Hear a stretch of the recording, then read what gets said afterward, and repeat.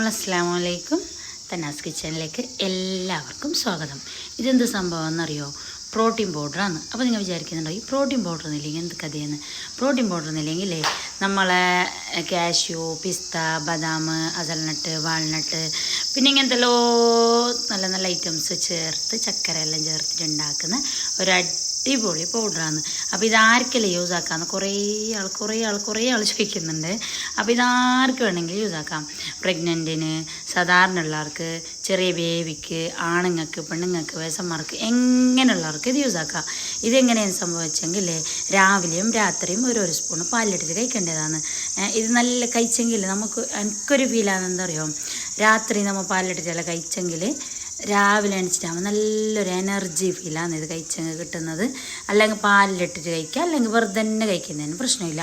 പാലിൽ തന്നെ ആണോ എന്നിട്ടില്ല, വെറുതെ കഴിക്കാൻ നല്ല ടേസ്റ്റാണ്. എവിടെയെങ്കിലും പേരെല്ലാം വെച്ചെങ്കിൽ പുള്ളമാറിൽ ഇത് വെറുതെ തന്നെ കഴിച്ചിട്ട് തീർക്കുന്നത്.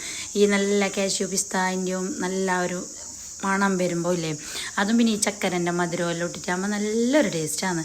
അപ്പോൾ ഇതെല്ലാവർക്കും കഴിക്കാം. പിന്നെ ചെറിയ ബേബിക്ക് കഴിക്കാൻ കഴിയുമോ എന്ന് ചോദിക്കുന്നുണ്ട്. അതിന് 6 മാസമല്ല, അത് കഴിഞ്ഞിട്ട് പിന്നെ ഒരു വയസ്സല്ല കഴിഞ്ഞ കുഞ്ഞുങ്ങൾക്ക് കുറുക്കെല്ലാം കൊടുക്കുന്നില്ലേ, അതിൻ്റെ ഇടയിൽ ഒരു സ്പൂൺ കൂട്ടി കൊടുക്കാം.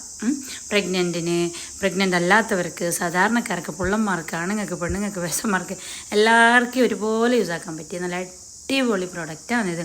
പ്രോട്ടീൻ പൗഡർ ഞാൻ തന്നെ സാധനങ്ങൾ കൊടുന്നിട്ട് പൊരലെന്നെ പൊടിച്ചിട്ട് ടിന്നിലിട്ടിട്ട് നമ്മളെ തന്നാസ് കിച്ചണിൻ്റെ സ്റ്റിക്കറെല്ലാം ഒട്ടിച്ചിട്ട് നല്ല അടിപൊളിയിൽ കൊടുക്കുന്ന പൗഡറാണ്. അപ്പോൾ ഇത് ഞാൻ പോസ്റ്റ് വഴിയും അയക്കലുണ്ട്.